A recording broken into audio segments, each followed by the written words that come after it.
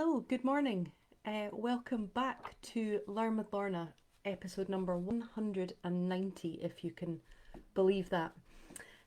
My name is Lorna Steele-McGinn. I'm the Community Engagement Officer with the Highland Archive Service, which has 4 archive centres across the Highlands of Scotland, in Inverness, in Wick, in Fort William and in Portree. This series is brought to you by High Life Highland at no cost to the viewer. High Life Highland is a charity registered in Scotland, and there's no payment or subscription required to take part in watching this series of films. If you're able to donate towards our work, we're very grateful for that. I know many regular viewers have done so, and it is truly appreciated. So welcome back. As I say, what has everyone been up to? I hope you've had a good summer. I have had a very busy summer, full of events and talks and tours and attending and speaking at conferences, working with children on school holidays, all sorts of different things. So as I say every year, it's kind of a holiday and it's kind of not. It's a holiday from Learn with Lorna, but it's certainly not a holiday from work. So I'm going to start, I'm afraid, with a confession, which is this one is live, but the next 2 will be pre-recorded. Next week for my sins, I'm doing a charity sponsored walk, so we'll see how that pans out. And then the following week I will be at the Highland Folk Museum speaking for Badenoch Heritage Festival. So if you're able to come along to that one in person, then please do so. But if not, the next 2, as I say, will be recorded online. And after that, we should be good for live Learn with Lornas for a while. Okay, so what are we looking at this week for the return to Learn with Lorna?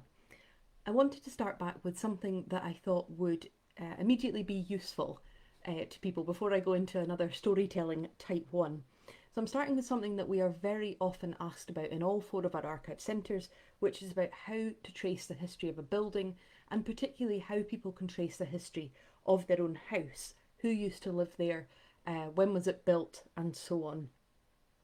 People particularly ask this if they live in a building that used to be something else, a building that's been converted from, say, a school or the district asylum, as was, or the poorhouse, all of which now contain housing. And so many people will come in if they live in one of those buildings just to find out a bit of context about it. So I'm going to start by sharing some histories of a few famous houses in the Highlands before giving some pointers about how you would research the history of your own house if you wanted to. But what I would like to do is recommend that if you're really interested in the history, in the subject of tracing a house history, that you consider booking onto our archive classes, which will go into much more practical detail of how to do that. Our in-person classes are starting in Inverness on the 1st of November in the mornings, and our online classes are starting on the 6th of November in the afternoons. So those can be attended by people, of course, from across the world. So let's start by looking at some of the most famous houses we have in the Highlands, whose histories are particularly well recorded. And thank you for all your messages. It's really nice to see everyone saying hi. You make me feel really part of a community, and it's really lovely. Thank you. Okay, so the oldest house in Inverness is where I'm going to start. Abertarf House, built in around 1593 for the Frasers of Lovat. In our collections, we hold a history of Abertarf House, as well as photographs and research notes for the house as it used to look and also as it has looked since its restoration and renovation. So this is what this written house history of Abertarf tells us. It's entitled A Fine Old Relic, Abertarf House. This picturesque old building stands in a court north of the Commercial Bank in Church Street in Inverness. It represents a type which was once common but which has now almost disappeared. The late Dr. Fraser Mackintosh reproduces our Church Street building as an example of an ancient turnpike stair. Captain Burt, writing from Inverness about the year 1728, says that in towns in Scotland, people call an alley a wynd, a little court or a turn-again alley is a close, a round staircase a turnpike, and a square one goes by the name of a scale stair. He then proceeds, in this town the houses are so differently modelled that they cannot be brought under any general description, but commonly the back part, or one end, is turned towards the street, and you pass by it through a short alley into a little courtyard, and ascend by stairs above the first story. This lowest stage of the building has a door towards the street and serves as a shop or warehouse, but it has no communication with the rest. It's obvious that houses of this sort were admirably suited for defensive purposes in case of street fighting. A note to one of the editions of Burt says that this Flemish style of building was common in all the towns on the Murray Firth, as well as in some parts of South Wales. In Church Street there were always good houses occupied by churchmen and/or local gentry. The residence of Lady Mackintosh, who entertained Prince Charles in 1746, was situated in this street, not far from this building represented in the picture of Abertarf House. He goes on to say in these notes, it has long been popular belief in Inverness that Abertarf House was the town house of Simon Lord Fraser of Lovat of the 45, and that it was from this that he made his dramatic escape when being held prisoner there in December 1745.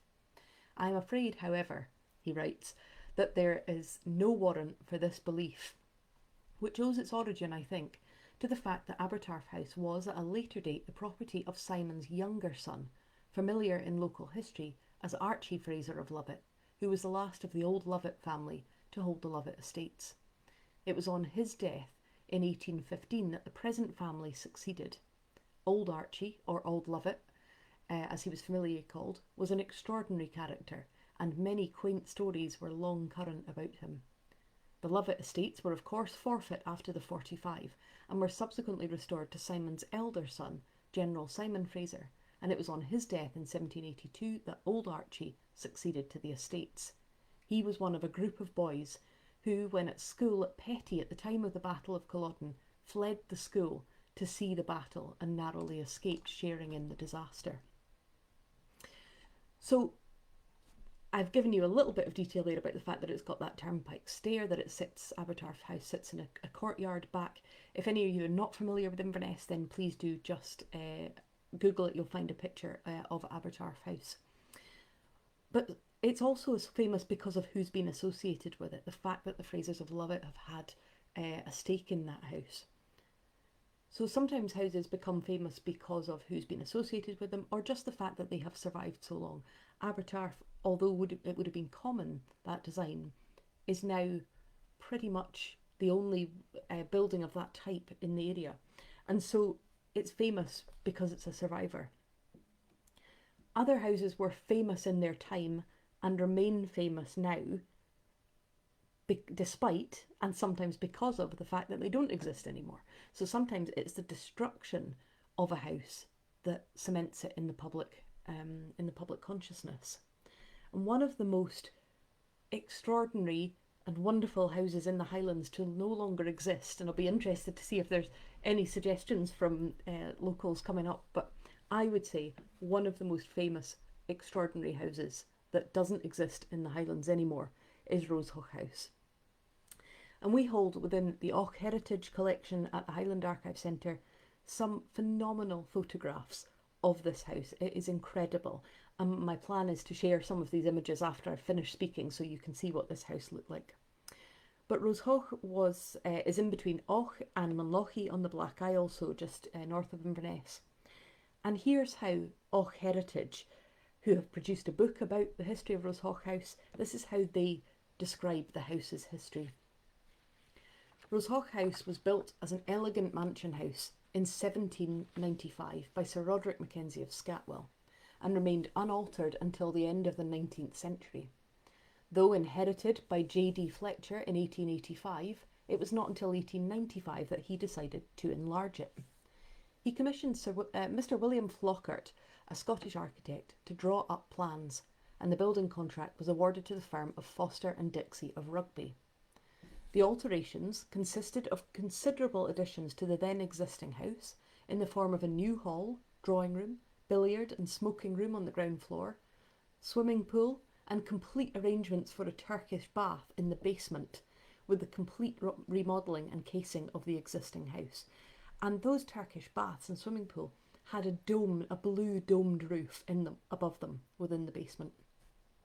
The building was constructed of stone from 2 local quarries, the dressings and all architectural features being in grey sandstone from a quarry on site, and the general walling of red sandstone from a quarry in the neighbourhood. The design incorporated many turrets and balconies, and on top of a tower which dominated one end of the building was a weather vane in the form of a 6-foot galleon in full sail, made entirely of lead. In its setting amongst the trees about 2 miles from Och, it looked like a fairy palace and was a well-known landmark on the Black Isle. Throughout the house, the woodwork of oak and mahogany and teak was magnificent, and there were many excellent examples of antique chimney pieces and doorways. The heated swimming pool, made of blue Persian tiles, together with the Turkish bath and an Italian drinking fountain, lay under a great blue dome in the basement. The whole house was centrally heated by a steam engine which blew hot air through wrought iron grills, an exceedingly advanced method of heating for those days. It used a ton of coal a day. The Fletchers employed local people, if possible, to make up the 28 indoor servants who were required for the efficient running of the house, and it is said that they were extremely generous to their staff. And I'm seeing your message there, Julie, about quite a few of your relatives worked there. With its huge collection of antiques, curios and antiquities, Rosehoch House was really a museum, and the people of Och were saddened when all the contents were sold and all this sumptuous opulence was demolished in 1959. It really is the most extraordinary building. So as I say, I'll share some images of it. So we've had Arbuthnott, famous because it still exists. Rosehoch, famous in its time, but famous now as well because the fact that it is no longer there, although it's absolutely within living memory.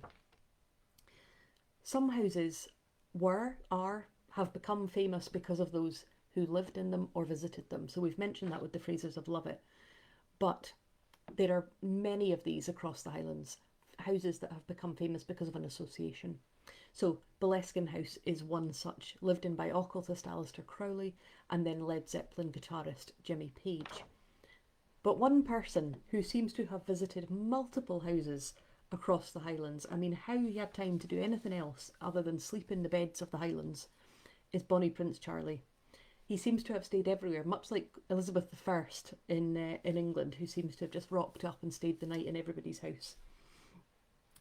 One house that claims this distinction of having a connection with Bonnie Prince Charlie is Fastfern House in Lochaber, where Bonnie Prince Charlie is said to have stayed after raising the standard at Glenfinnan in 1745, and he's said to have picked a white rose from the garden, which became the white cockade.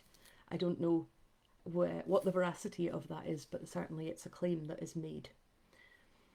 But many houses claim a connection to Bonnie Prince Charlie and to the Jacobite cause generally, including houses in Loch Shiel, Invergarry House, Monkstadt and Skye, Kingsborough, and various others across the area. But of course, a house that is probably most closely associated, one of the houses most closely associated, is Culloden House. And this is how the OS namebook, the Ordnance Survey namebook, describes Culloden House.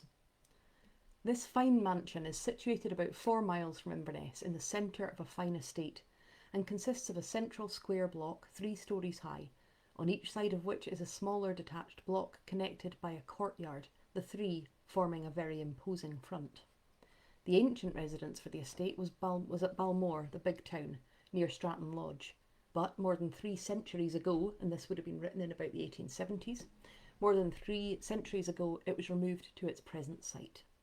In 1781-82, this was demolished, and the present edifice raced on its base, the lower part of the building being retained intact, and which is a series of arches forming vaults, in one of which vaults, styled the Dungeon, 17 of Prince Charlie's party were confined after the Battle of Culloden for 3 days, before being conveyed away in carts and shot.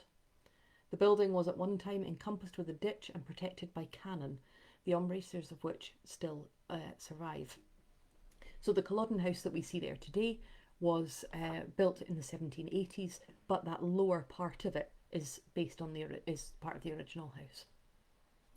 Culloden House is of considerable historic importance from the fact of it having been the residence of the Lord President Forbes, who was so instrumental in the suppressing of the rebellion of 1745, as well as being the headquarters of the Highland Army for the 3 days preceding their last and fatal battle on Culloden Moor, the Lord President having fled.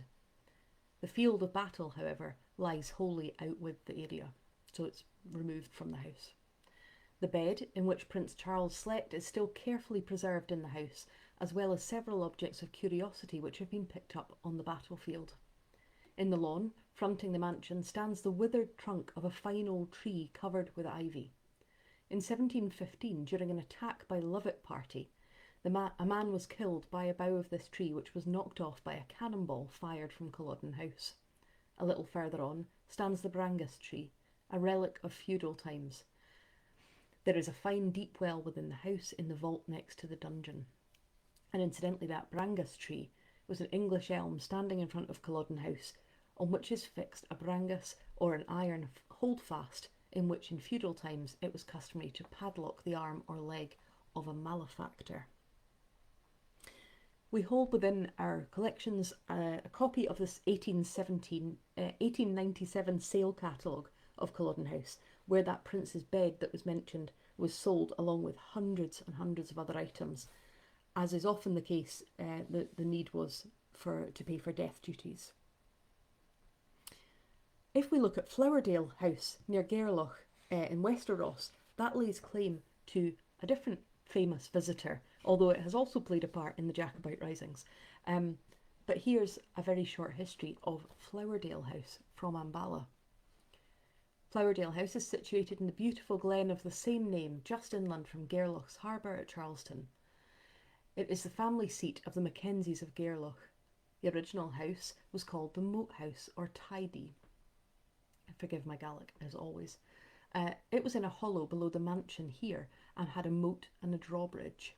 The present house was built in 1738 for Sir Alexander Mackenzie and his wife Janet, and their initials and date are carved on the skew-puts. It was the first house in the district to have a slated roof. So it goes on to describe the fact, like I say, it does claim a Jacobite connection, that in 1745 a captain of a man of war searching for Bonnie Prince Charlie invited the laird on board. The laird declined as he was dining with guests on top of a high rock, the Cat's Rock, behind the house. But he asked the captain to join them. The reply was a broadside to the house, the cannonball lodging in the gable end. Fraser of Foyers, after fleeing Culloden, was hidden for some time in a secret recess of the house. So, as I say, always a Jacobite connection to many of our big houses. But in September 1921, the Prime Minister David Lloyd George was staying at Flowerdale House when he heard that Ireland had rejected king and empire. He called the cabinet at Inverness, the one and only time the cabinet met outside London. So, you can find stories of houses that have been around for a long time. It's quite easy to find the likes of Culloden, Abertarf, these kind of houses that have been around for a long time, that are prominent, where those buildings have been prominent played a part in our national story. If they've had famous residents, if they've had famous guests, if they have lasted for centuries, or are a seat of a landed family.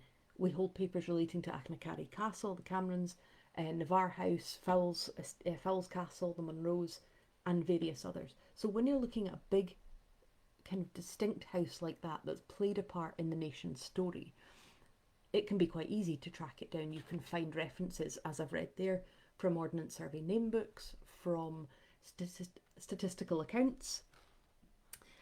Houses like this have stories surrounding them which live long in local memory and which are written down. So you might find them referenced in charters, in plans, in various other documents. And also buildings like this are often listed or protected in some way. So then we can find listing information and details within something like British Listed Buildings or Canmore, the National Record of the Historic Environment, Highland Historic Environment Record, or books such as John Gifford's Buildings of Scotland.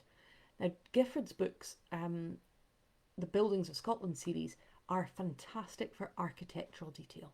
So quite a lot of what I've told you so far has been kind of stories associated with a house, why they've become significant, why they've become famous.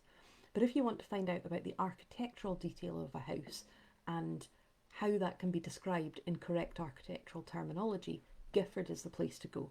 So for instance, this is his description of Freswick House in Caithness near Keith. And you'll find it's much less kind of romantic, much more precise.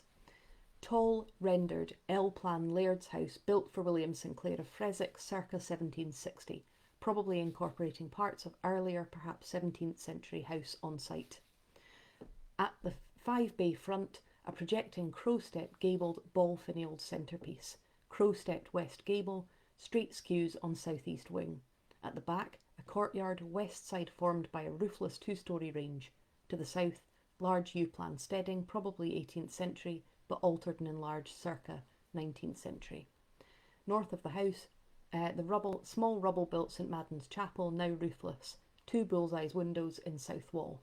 Despite the name, it has had chimneys. Perhaps it is a late circa 18th century garden house. On the approach from the west, a beehive ducat, probably early 17th century, rubble walling broken by 2 rat courses.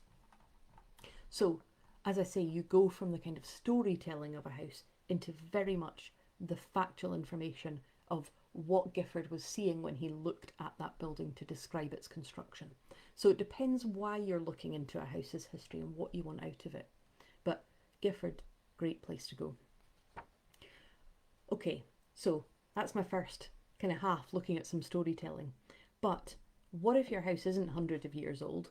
What if nothing famous has happened in your house out with your own family stories? What resources will exist to uncover the story of your house if it is one of the houses that Bonnie Prince Charlie did not stay in? Okay, so I'm going to give an overview now of the most useful sources that we hold that might help you in tracing the history of an average house. The first port of call, I would say, is usually maps or valuation rolls. It really depends on what you're trying to find out. So across the Highland Archive Service, we hold tens of thousands of maps of our area, which can give really great information about the position of a property, about the surroundings of a property over the centuries. So people will often come in and use maps, and as I've said many a time, in any group I speak to, adults, children, whoever it is, someone always loves maps. Someone will always say, I just love poring over a map. So people often use our maps to see how an area has grown or changed over the years.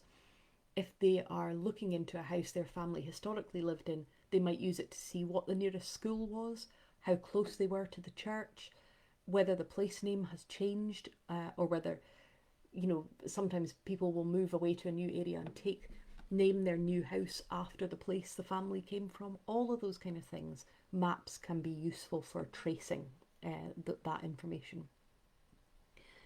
There are a number of early maps, such as town plans or estate maps, and Roy's map of the mid-1700s of Scotland.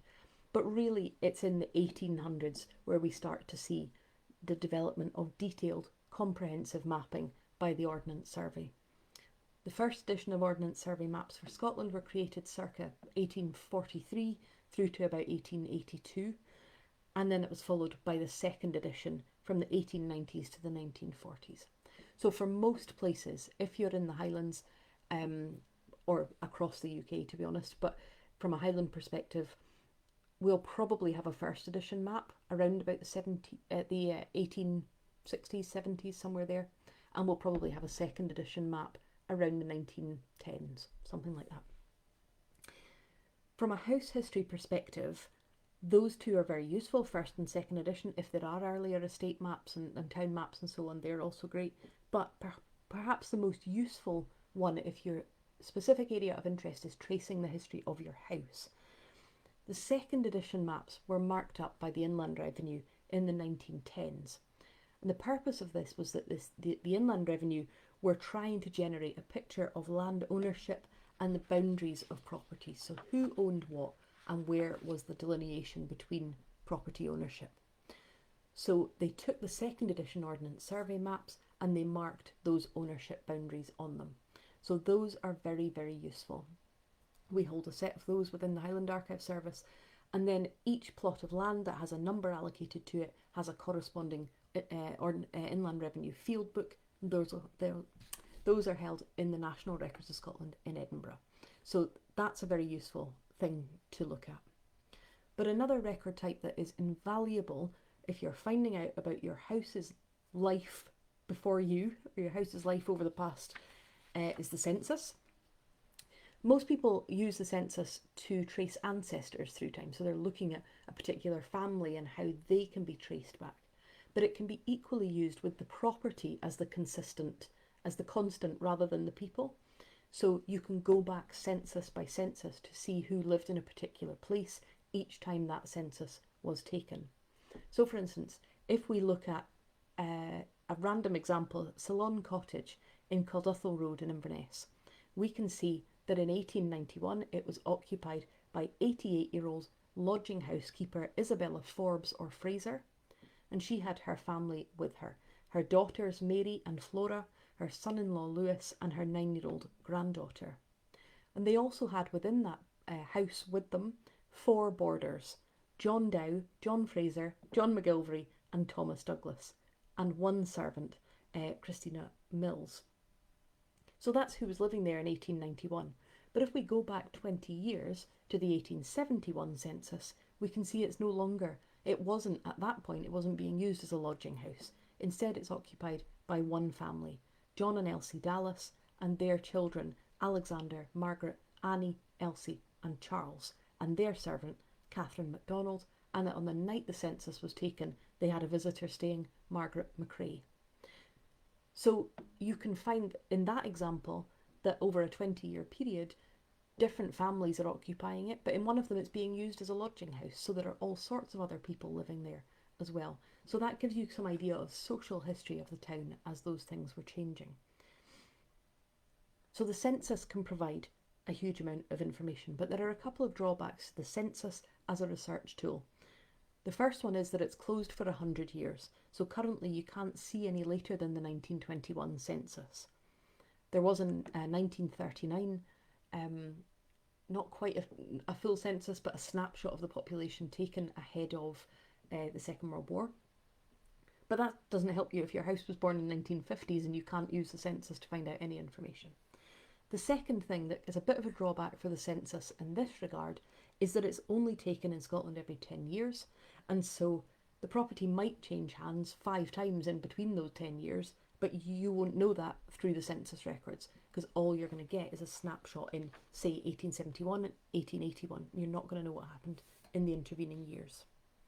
Which takes me to our most commonly used resource for tracing house histories, which are valuation rolls. Valuation rolls were created to assess the rateable value of inhabited properties. They were compiled in Scotland from 1855 to 1989, and they were compiled by county and borough assessors, and they are an absolute staple record type in local authority archives across the country, including of all 4 of our archive centres. So that is absolutely my go-to place to start tracing the history of a house. Here are how valuation rolls are described by SCAN, which is the Scottish Archive Network knowledge base. So this is a description of what valuation rolls are. The Lands Valuation Scotland Act of 1854 established a system of assessors' offices in each county and royal borough in Scotland. Until the abolition of counties and boroughs in 1975, these assessors produced annual valuation rolls, listing properties whose actual or theoretical annual rental value was above a statutory minimum.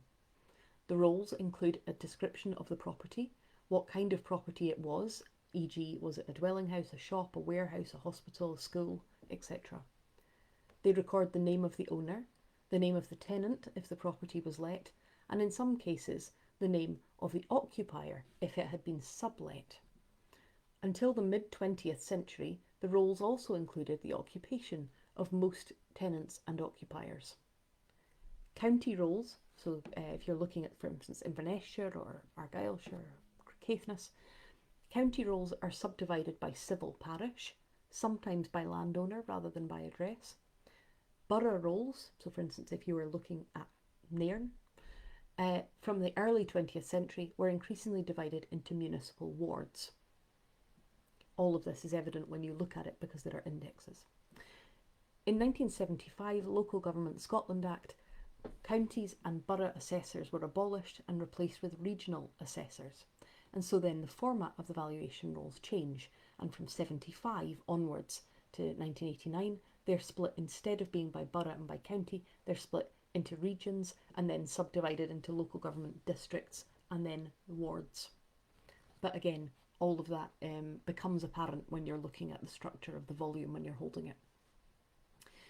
It goes on to say, valuation rolls for the period 1855 to 1989 are one of the most widely used record sources in Scotland in terms of the number of users and the uses to which they are put. Helping readers search through valuation rolls is bread and butter work for many local authority archives and local study libraries, and the National Library of Scotland's archive holdings for the entire country present it. The National Archives of Scotland hold some valuation rolls as well as local authority archives. A wide range of researchers use valuation rolls. They are a key source for local historians, historians of buildings, economic historians, business historians, and family historians. However, non-historical research probably accounts for greater use than historical. So not needing to write or do any particular kind of academic type research around it.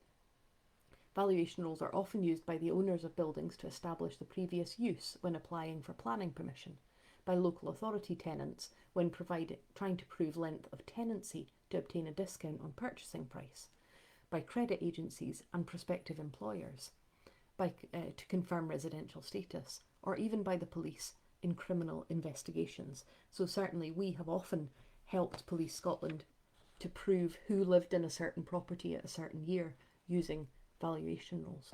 So they are very, very useful. They can fill the gaps between census years because they're published every year, but the downside they have is that they only record the head of the household, unlike the census, which records everybody who was in the property at the time the census was taken. But if you use a combination of these record types, if you look at the census, you look at the valuation rolls, you look at maps, you'll be well on your way to starting to find out who lived in your house in the past and what the context of that house was, what the area looked like and what life might have been like there. And that's before we even go into the fact that we also hold building control records, planning records. Many local authority archives, including us, will hold those kind of details as well, which again, depending on what you're trying to prove, will add extra bits of information. Hopefully that has whet your appetite a little bit for finding out about the history of your house and making contact with your local archive to see if they can help you. Certainly within all 4 of ours, it is something we do day in, day out, is help people find out the history of their houses. And we have written guides. When you go in, you can, certainly my colleagues at Nucleus certainly have a very useful written guide of how to trace your house history. So please do make contact and pop in if you're able to, if you're in the area and you want to do that. I know some of you will be watching from out with Scotland.